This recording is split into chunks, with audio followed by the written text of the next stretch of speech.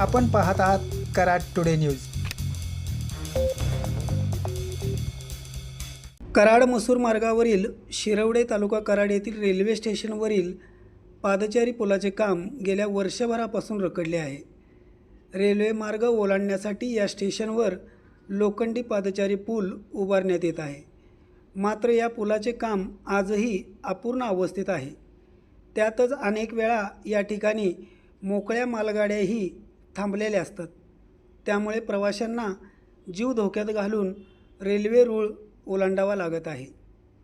या पुलासह हे स्टेशन अनेक समस्यांच्या विळख्यात असून रेल्वे सल्लागार समितीचे याकडे पूर्णपणे दुर्लक्ष झाले आहे।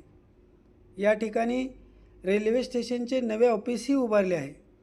मात्र सध्या हे स्टेशन मालगाड्यांचा धक्का बनला आहे।